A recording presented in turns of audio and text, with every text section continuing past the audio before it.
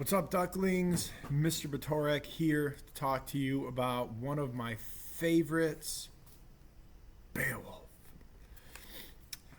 This can be a difficult text for high schoolers. It can be boring. It can be plotting. It can be just like annoyingly masculine, just a bunch of meatheads. Not everyone really gets into it.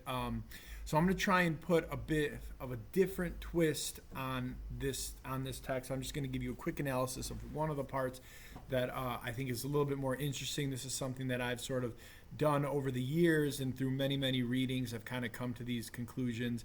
And so I'm going to share them with you today. Feel free to take them into your own classrooms or whatever. So I'm going to talk about the battle between Beowulf and Grendel. So I have this. This is a Burton Raffle translation, and this is the book. It's a bit older, but I'm gonna use the page numbers and line numbers from this book. So I'm on page 46, about line 748. So Grendel sneaks into the hall. Beowulf is pretending to be asleep, and Grendel walks in. He eats one of the things, and he walks over to Beowulf, and he tries to grab Beowulf. So he sort of reaches his claw towards Beowulf, and then Beowulf grabs his hand and starts crushing his claw. And then here in the text it says, let's see, Grendel, then he stepped to another still body, clutched at Beowulf with his claws, grasped at the strong-hearted, wakeful sleeper, and was instantly seized himself. Claws bent back as Beowulf leaned up on one arm. And that's an important line there that I'm going to get into a little bit later to kind of explain my point. On the next page, line 758, Beowulf and Grendel are sort of battling. They're fighting. Beowulf still holding Grendel's claw and crushing it. And it says, but Higlac's follower, that means Beowulf, but Higlac's follower remembered his final boast and, standing erect, stopped the monster's flight, fastened those claws in his fists till they cracked, clutched Grendel closer. So he leans up on one arm, and then he stands erect while holding Grendel's claw. So those of you that know me might know where I'm going with this. He's doing a Turkish get-up. Okay? Look up the exercise, Turkish get-up. If you don't know what it is, look it up. Now, I'm basing this on just a couple lines of evidence. So sat up on one arm and stood erect. And of course, this is not something that I can really prove. But I think my analysis is valid because I am using the text. Sat up on one arm is a pretty clear description of what's happening. And there's only a few ways you can do that. And I think, is it really so much of a stretch to assume that a very strong person, a very strong Viking, would know one of the sort of fundamental strength movements that humans can do? Okay, so I like the idea because Beowulf grabs Grendel's hand, and that's sort of like the weight, and he sits up on one arm and eventually stands up, because how else would he stand up? Does he do like a sit-up? That's not going to work. You don't have a lot of strength. Does he? He's got to get his feet under him somehow. So I like to imagine that he's doing a Turkish get-up. I think there's enough evidence to make it a not crazy theory. And plus, I think it makes it more interesting. The other thing is that they continue battling, okay?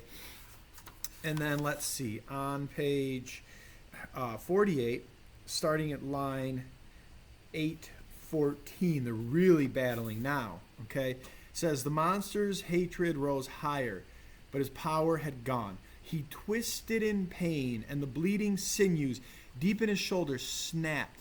Muscle and bone split and broke. So, if you've read Beowulf, you know that Beowulf rips off Grendel's arm. That's how he defeats him. Now, most normal people would not think too deeply about this. But I don't know. I'm kind of weird. I've read this so many times that I've worked this out so many times in my head. How does this happen? I think about this a lot. So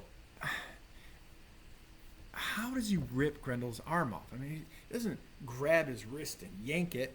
pull the shoulder out of socket. That wouldn't work, right?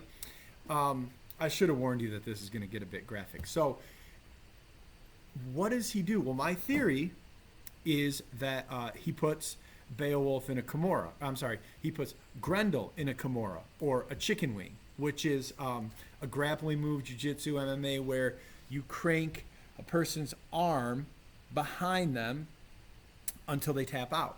And this is similar to maybe, you see like a police officer do the arm behind and push someone up against the wall, but it's not really that. So in jiu-jitsu or in grappling, there's a technique. You have to grab the wrist, you have to go over the shoulder and sort of under the elbow and grab your own wrist and crank it. Okay, you can watch Frank Mir do this to Nogueira in the UFC fight. You can search Mir breaks Nogueira's arm. It's a crazy video when you see what a kimura can actually do to a person. Now, if you watch that video and then just imagine what would happen if he kept cranking and cranking and cranking, you'd get Grendel and Beowulf.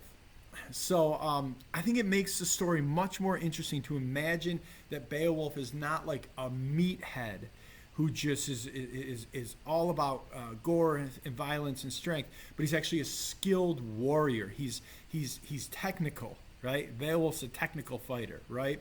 He knows the Turkish getup, which also in grappling is very similar to like a tactical getup or a technical getup, sometimes they call it.